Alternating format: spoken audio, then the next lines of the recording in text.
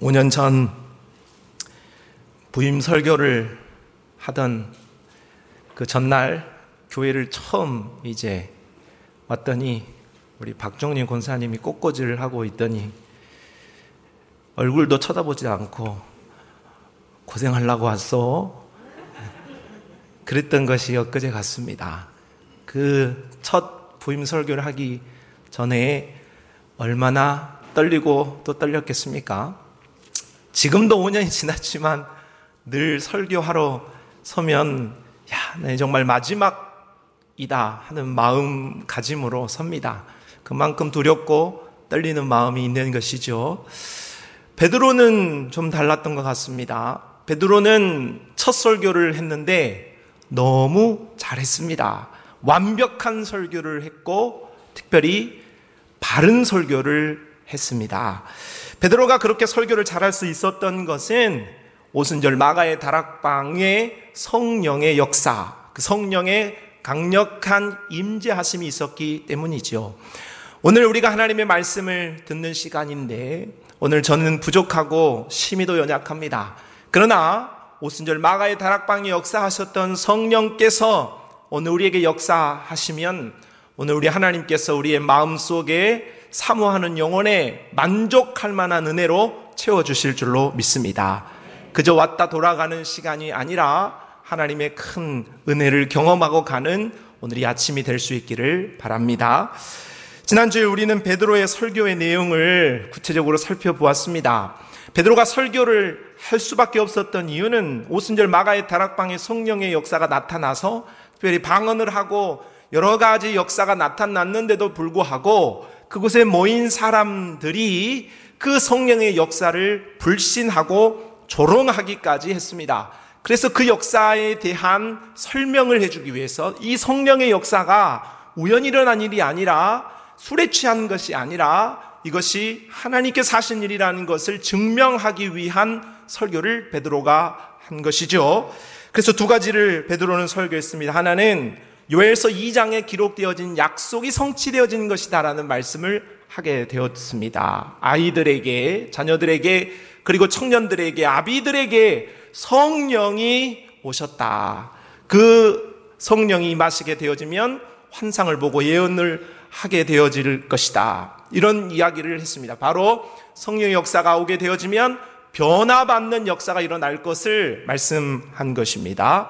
자, 그 약속이 바로 오늘 이루어졌다 하는 말씀을 합니다. 둘째는 성령의 역사하심은 예수님 때문이라 하는 것입니다. 예수님의 오심과 예수님의 생애와 예수님의 죽으심, 예수님의 부활, 예수님의 승천에 이은 바로 예수님의 보내신 성령의 역사가 이루어졌다 하고 예수 때문에 이 일이 일어나고 성령의 역사가 있다 하는 말씀을 하면서 36절로 설교의 결론을 내렸습니다. 36절 말씀에 그런즉 이스라엘 온 집은 확실히 알지니 너희가 십자가에 못 박은 이 예수를 하나님이 주와 그리스도가 되게 하셨느니라. 성령은 예수님 덕분에 오셨다 하는 이야기이고 설교의 결론, 인생의 결론은 예수 그리스도이다 이렇게 말씀했습니다. 오늘도 마찬가지입니다. 언제나 마찬가지입니다. 설교의 결론과 설교의 주제는 오직 예수 그리스도가 되어야 할 줄로 믿습니다.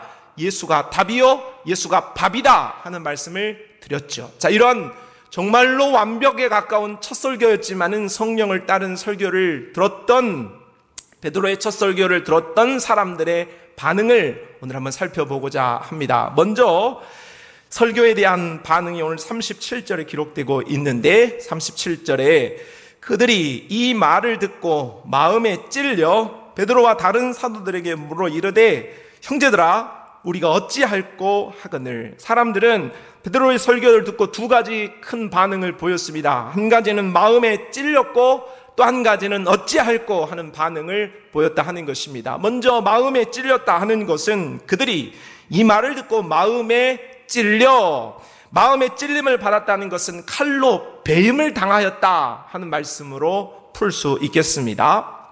우리가 면도날을 다 사용해 보았습니다. 종이를 자를 때 면도날이 묻으면 종이가 찢어집니다. 그래서 그게 깔끔하게 잘리지 않죠. 그러나 예리한 칼일수록 이게 잘렸는지 잘려지지 않았는지 잘 모르지만 잘려진 종이를 흔들어 보면 이게 잘 흐트러지게 되어지는 것입니다.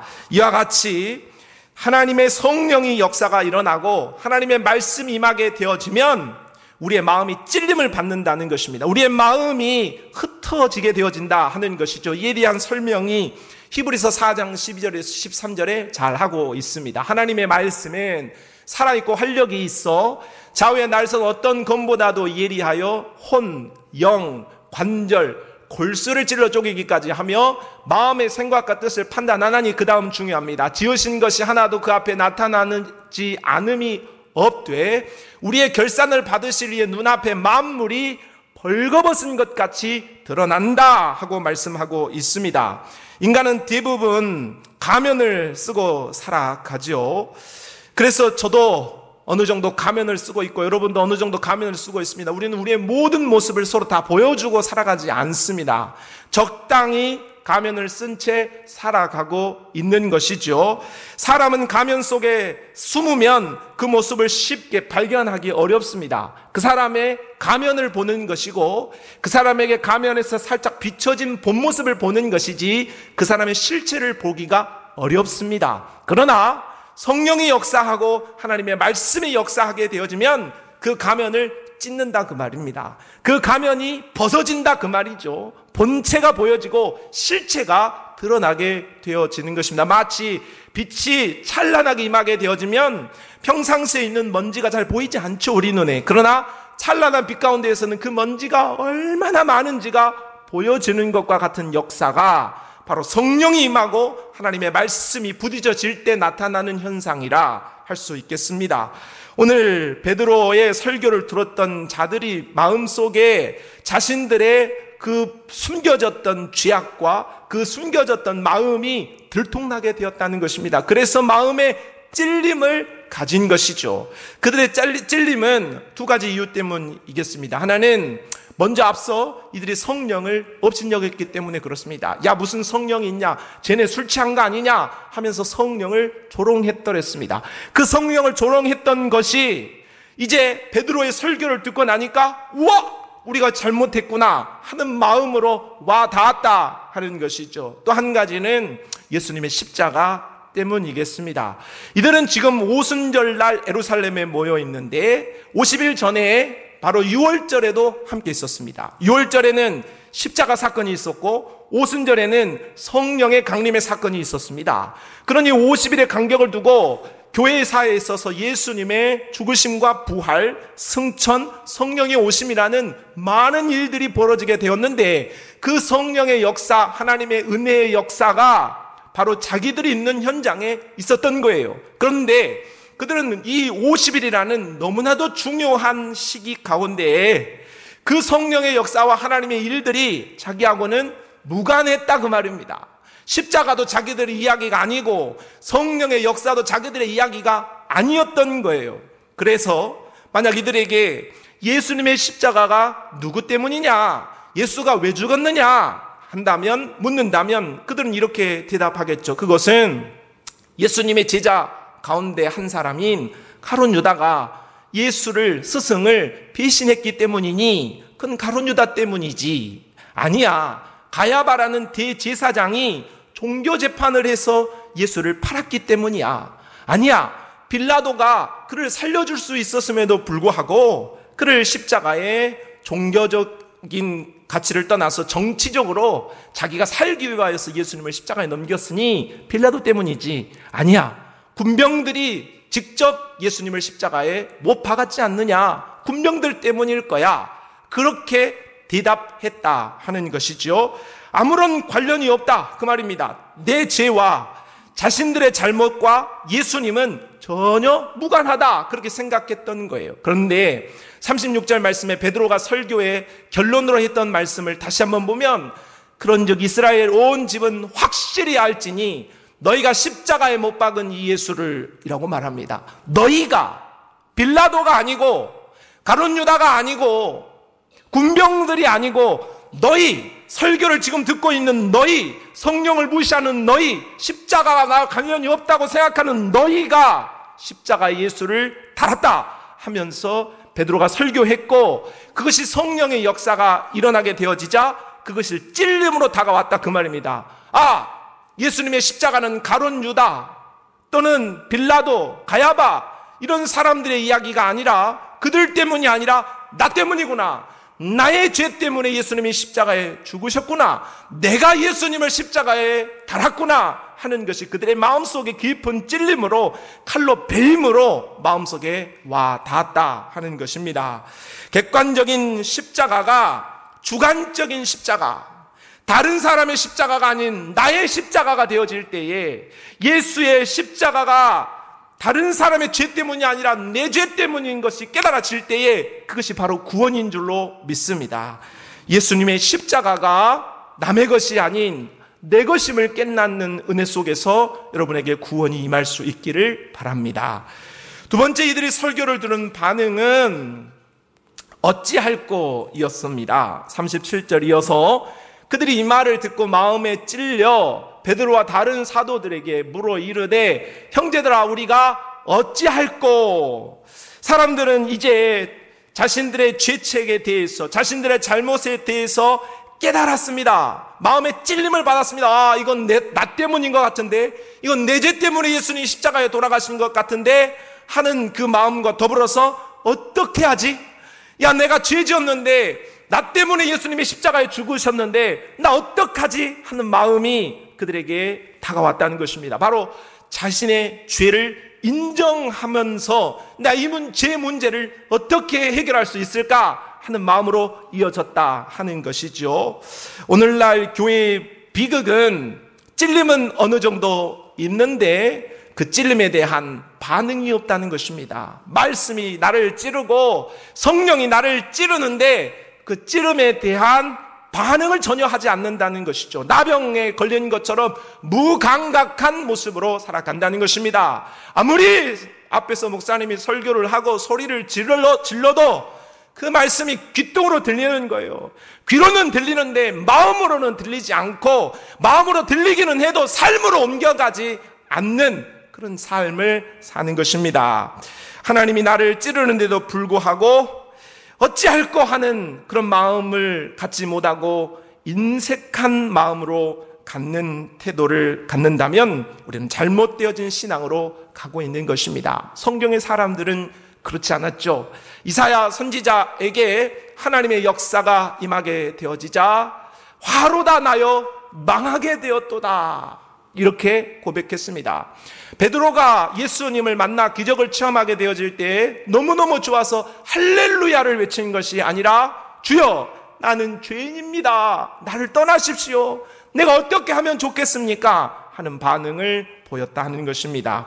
사랑하는 성도 여러분, 오늘 베드로의 첫 설교를 성령을 통하여서 듣게 되고 하나님의 말씀을 들었던 사람들의 반응은 마음의 찔림을 받았고 어찌할꼬 하는 반응을 보였습니다.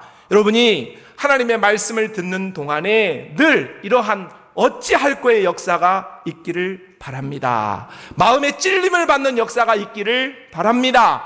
성령의 역사가 여러분에게 임하게 되어져서 듣는 그 말씀이 어떻게 나를 향한 말씀인가, 어떻게 그 말씀이 나의 삶을 지적하는 말씀이고 나를 돌이키라고 하는 말씀인가, 그렇게 받아들일 수 있기를 바라고 여러분의 말씀 속의 실체가 드러나기를 원합니다. 가면이 벗어져야 됩니다.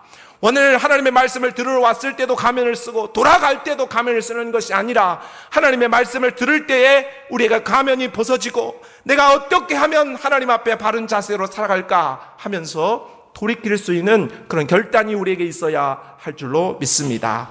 자, 오늘 이렇게 찔림을 받고 어찌할꼬 하였던 반응을 보였던 그들이 어떻게 하면 이 문제를 해결할 수 있을까 하며 베드로에게 반응을 했던 그들이 오늘 베드로의 대답을 듣게 됩니다. 38절로 40절 말씀이죠. 38절을 같이 한번 읽어보도록 합시다. 시작.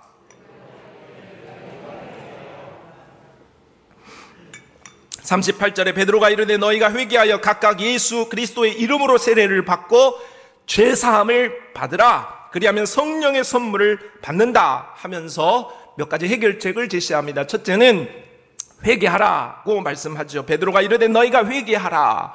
예수 그리스도께서 이 땅에 오셔서 첫 사역을 하시는 첫 음성이, 바로 첫성이, 일성이 회개하라, 천국이 가까이 왔느니라였습니다. 세례 요한도 회개하라, 천국이 가까이 왔느니라 였죠.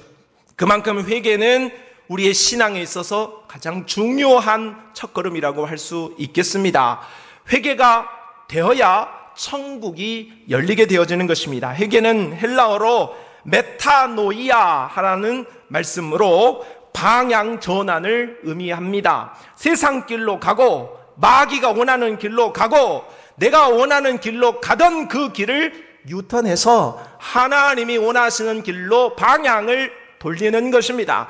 그러므로 우리의 신앙은 늘 유턴하는 작업이 있어야 합니다. 우리가 늘 바른 길로 갈 것 같지만 그렇지 않죠. 우리가 이렇게 걸음을 걸으면 다 반듯하게 걸어갈 것 같지만 그러나 사람은 반듯하게 걸어가기가 쉽지 않습니다. 그러므로 늘 우리는 예수 그리스도의 십자가 앞에서 우리가 바른 길을 가는가 그렇지 않은가를 들여다보고 잘못되어진 걸음을 걸을 때에 바른 길로 예수 앞에 돌아설 수 있는 믿음이 우리에게 필요하니 그것이 바로 회개이다. 회개를 통하여서 우리는 천국으로 달려갈 수 있음을 깨닫습니다. 두 번째는 예수 그리스도의 이름으로 세례를 받으라고 말합니다. 38절 각각 예수 그리스도의 이름으로 세례를 받고, 각각이란 말과 세례라는 말을 했습니다. 각각이라는 말은 구원은 개별적으로 임한다는 거죠. 오순절 마가의 다락방에 성령이 처음 임하였을 때에도 그 120명이 모여있는 사람들 각자 머리 위에 성령의 역사하심이 보였다 하는 말씀을 드린 바 있습니다. 구원은 각자 개인적으로 역사되어지는 것입니다. 어머니의 치맛자락을 붙잡고 천국에 가는 것이 아님을 우리가 알아야 하겠습니다. 다른 사람의 손을 붙잡고 내가 천국에 가는 것이 아닙니다. 우리는 하나님의 말씀을 잇대어서 각자 개인이 바로 예수 그리스도를 분명하게 믿고 고백할 때에 천국에 이를 수 있죠. 또한 세례를 의미하는데 세례를 받으라고 말합니다. 세례는 나는 죽고 예수로 사는 삶을 말하지요. 로마서 6장 4절 말씀에 그러므로 우리가 그의 죽으심과 합하여 세례를 받음으로 그와 함께 장사되었나니 이는 아버지의 영광으로 말미암아 그리스도를 죽은 자 가운데서 살리심과 같이 우리로 또한 새 생명 가운데서 행하게 하려 함이라. 우리는 예수님과 함께 십자가에서 죽은 것이고 예수님과 함께 우리는 십자가의 부활로 다시 산 자가 되었습니다. 옛 생명은 끝났고 새 생명이 우리 안에 온 것입니다. 내 생각, 내 감정, 내 의지, 내 경험, 내 뜻대로 하는 것을 접고 하나님의 뜻대로 살아가기로 결정하고 그렇게 출발한 세례받은 자인 것이죠. 그러므로 우리는 옛 생명으로 사는 자가 아니라 육신의 생명으로 사는 자가 아니라 우리 안에 오신 예수로 말미암은 세례를 받음으로 말미암은 새 생명으로 살아가는 축제의 삶이 바로 여러분의 것이 되어질 수 있기를 바랍니다. 자, 셋째, 그렇게 되면 성령의 선물을 받는다고 해요. 38절 베드로가 이르되 너희가 회개하여 각각 예수 그리스도의 이름으로 세례를 받고 죄 사함을 받으라. 그리하면 성령의 선물을 받으리니. 우리는 예수 그리스도를 전혀 모르는 상태에 있었을 때 어찌할까, 나의 죄 때문에 내가 지옥 가게 생겼네, 어찌할까 하고 전심으로 회개하고 세례를 받으면, 예수로 살기로 작정하면 성령이 우리 안에 오시는 줄로 믿습니다. 그래서 그 성령이 내 안에 계셔서 나를 떠나지 아니하시고 우리를 천국까지 인도하시는 성령의 내주하시는 역사가 우리 안에 일어나게 돼요. 그래서 이것은 성령의 도장을 맞았다고 성경은 표현하게 되어지는데, 바로 우리는 예수 안에 성령의 도장을 맞은 자가 되었습니다. 그래서 그 성령이 우리의 구원을 보증해 주시는 거예요. 이제 천국에 임하였을 때 이 사람은 예수 그리스도 안에서 예수를 정확하게 믿고 천국 백성입니다 하고 성령이 보증을 해 주신다, 그 말이죠. 또한 우리 안에서 성령의 이러한 삶을 살고 믿음으로 우리가 살아갈 때 이 땅에서 여러 가지 죄악의 모습 또 연약한 모습에 빠질 수 있습니다. 그때에도 우리는 회개합니다. 그리고 우리의 죄를 자백합니다. 그러할 때에 우리의 연약한 죄가 우리에게서 떠나갑니다. 우리에게 있는 모든 악한 것들이 떠나갑니다. 여러분 아셔야 하는 것은 우리가 죄를 범하고 우리가 연약함에 빠지는 것은 그저 나의 연약함 때문이다, 꼭 그렇게 말할 수는 없습니다. 항상 그렇게 역사하게 하는, 내가 죄를 짓는 것이 맞지만 그 일을 더 부추기는 악한 영의 역사가 분명히 있다 하는 것을 알아야 합니다. 살인죄를 저지른 사람들 이야기를 들어보면 그 사람들이 하는 말에 공통점이 있습니다. 내가 왜 그랬는지 모르겠다 하는 말을 하죠. 내가 화가 나고 분노하고 저 사람을 해치고자 하는 마음까지 가진 것은 맞는데 그렇게 죽이려고 하는 마음은 없었다 하는 그런 말을 합니다. 그 이유는 뭡니까? 그 죄를 지으려고 하는 마음은 가질 수 있죠. 그런데 그 마음에 사단 마귀가, 귀신이 기름을 부어버리는 것입니다. 그 일을 더 적극적으로 할 수 있도록 아주 강력하게 역사하는 거예요. 우리가 어떤 죄를 지을 생각을 할 수 있습니다. 그런데 그 죄악을 지으려고 하는 생각을 회개하지 않으면 마귀와 귀신이 역사해서 불을 질러버린다는 거예요. 확! 우리가 그 죄 가운데에서 완전히 빠져서 헤어나오지 못하도록 하는 거예요. 그래서 우리는 새가 머리 위에 둥지를 틀려고 하는 것까지는 어쩔 수 없어요. 그러나 둥지를 틀지 못하도록 새를 쫓는 일을 해야 하는 거예요. 우리 안에 마귀가 역사하고 귀신이 역사해서 우리가 범죄하게 하려 할 때에, 우리의 있는 어떤 삶으로 하나님이 원하시는 삶을 살지 못하도록 할 때에 우리는 이 마음들을 잘 구별해내고 초기 진화를 잘해야 된다, 그 말입니다. 일이 더 커지기 전에, 마음에서 이것을 돌이킬 수 없는 정도로 마음이 가기 전에 초기 진압을 잘 해야 된다. 우리 영적인 이런 작업들을 잘 해야 된다 하는 것입니다. 그러나 어떤 죄악에 넘어졌다 손치더라도 우리가 예수 그리스도의 십자가의 보혈을 의지하여서 회개하면 우리 안에 다시 한번 주의 보혈이 역사되어져서 우리 안에 있는 그런 어둠의 영들도 떠나가게 되고 내 죄악도 용서받게 되어지고 성령의 새 기름이 부어져서 다시 한번 내가 하나님을 위해서 살아갈 수 있는 믿음과 은혜가 충만하게 임하게 되어질 줄로 믿습니다. 회개한 자의 심령 속에 성령이 다시 한번 새롭게 되어지고 우리의 마음을 시원케 하는 역사가 일어나게 되어질 줄로 믿습니다. 네 번째, 이들을 위한 답변은 배우라 하는 것입니다. 39절로 40절을 읽어보겠습니다. 시작.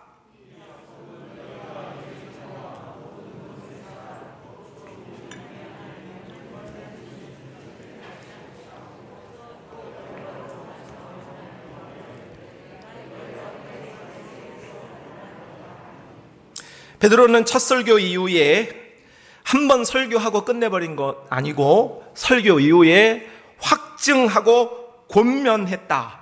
계속적으로 예수 그리스도의 이름을 말하고 또 이야기했다 합니다. 우리가 예수 그리스도의 복음을 한 번 들었다고 해서 자, 당신 예수를 믿겠습니까? 네, 예수 믿겠습니다. 그럼 영접 기도하겠습니다. 좋습니다. 하고 예수님을 모셨다고 해서 끝나는 것이 아닌 것이죠. 우리의 신앙생활은 그것이 첫 시작이고, 아이로 말하자면 이제 응애하고 태어난 거지요. 태어났다고 해서 그냥 버려두면 그 아이는 죽습니다. 잘 돌보아줘야 되고 또 잘 믿음으로 자라나야 할 필요성이 있는 것입니다. 우리가 어느 날 언제 부흥회를 한번 했는데 그 부흥회에 있었던 그 말씀과 그 어떠한 기적과 능력을 가지고 평생을 울고 먹으면서 살 수는 없는 것입니다. 언젠가 주일날 예배 때 들려졌던 그 말씀, 1년 중에서 52번을 주일날 예배를 드리는데 그 한 번 드렸던 그 말씀을 가지고 52주를 살 수는 없는 거예요. 꾸준히 우리는 늘 새롭게 만나가 매일매일 하늘에서 내렸던 것처럼 하나님의 말씀을 날마다 그리고 또한 지속적으로 배우고 알고 깨닫고 충만하게 거해야 한다 할 수 있는 거예요. 골로새서 3장 16절은 이런 말씀을 합니다. 그리스도의 말씀이 너희 속에 풍성히 거하여 모든 지혜로 피차 가르치며 권면하고 시와 찬송과 신령한 노래를 부르며 감사하는 마음으로 하나님을 찬양하고, 우리가 밥을 먹을 때 그 밥을 한 숟가락만 먹고 놓는 사람이 있습니까? 건강에 큰 이상이 없는 사람이라면 밥을 끝까지 먹습니다. 아니, 어떤 사람들은, 또 장성한 사람들은 밥 한 공기 더 달라고 합니다. 더 먹어야죠. 그래야지 배가 차고 힘이 생기고 일을 할 수 있는 것 아니겠습니까? 오늘 우리는 하나님의 말씀에 대해서도, 하나님의 은혜에 대해서도 배고픔을 느껴야 되고 목마름도 느껴야 됩니다. 더 주세요. 하나님 은혜를 더 풍성하게 주세요. 하나님 은혜 속에 더 거하기를 원해요 하는 그런 우리의 사랑, 하나님의 말씀을 사모하는 마음, 은혜를 사모하는 마음이 우리 안에 있어야 한다. 그래서 오늘 골로새서 말씀은 그리스도의 말씀이 풍성하게 거하게 해라, 이런 말씀을 하고 있죠. 우리가 지금 큐티를 시작해서 하고 있는 지가 오래된 것 같습니다. 꾸준하게 그것을 말씀을 이렇게 여러분이 묵상하고 이렇게 살아가는 것이 정말 쉽지 않아요.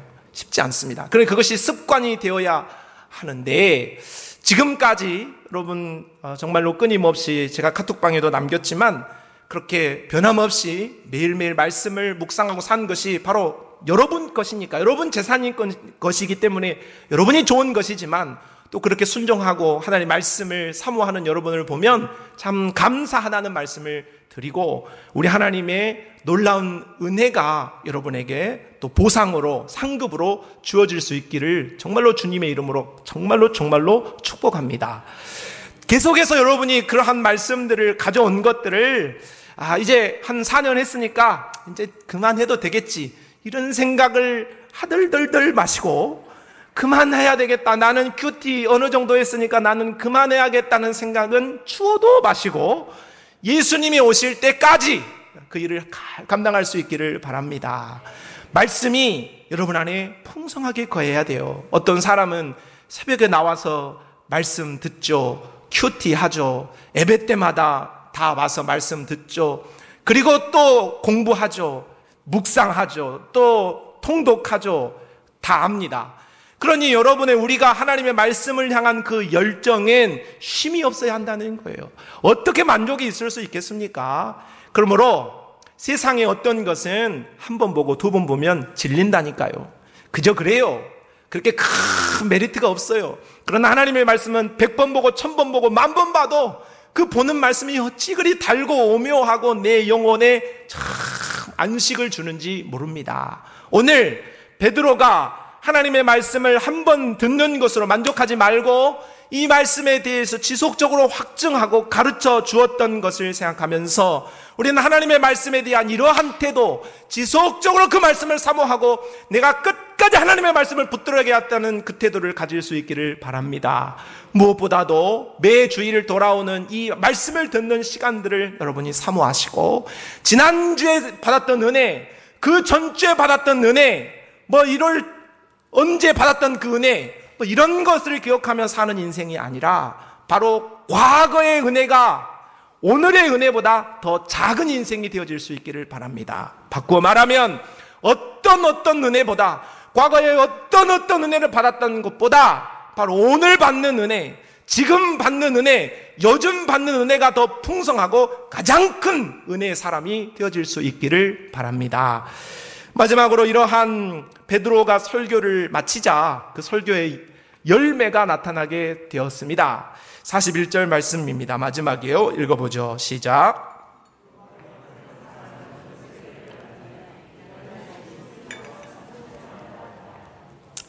자, 베드로의 설교를 듣고 불신자들이, 예수 그리스도를 믿는 신도, 세례를 받는 사람이 3,000이 더했다, 이렇게 말하고 있습니다. 폭발적인 역사가 일어났죠. 저도 그런 목사가 되었으면 좋겠습니다. 꿈과 같은 일입니다. 한 번 설교했는데 3,000명이 회개하고, 그럼 교회 다시 지어야겠죠. 어디 가서 예배를 드려야 됩니까? 그런 환상적인 일이 우리 안에도 일어났으면 좋겠다 하는 것입니다.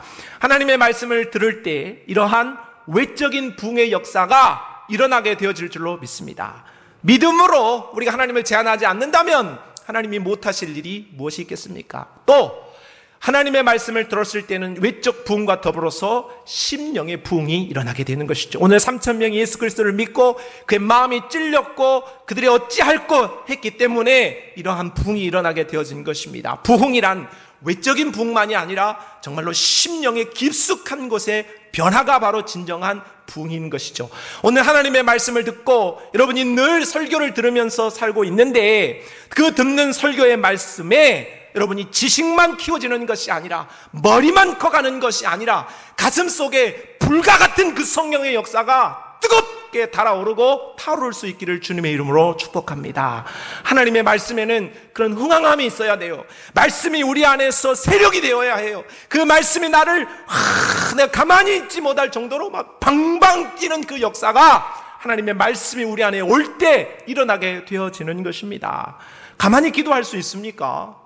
가만히 찬송할 수 있어요. 가만히 우리의 신앙생활을 할 수 있어요. 불이 없기 때문에 그런 거예요. 그러나 우리 안에 하나님의 말씀에 불이 임하면 그렇게 하라고 해서 하는 것이 아니라 그렇게 안 할 수가 없어요. 저보고 조용히 기도하라면 기도하겠어요. 저는 정말로 춤을 추면서 하나님을 찬송하고 싶은데 많이 절제하고 있어요.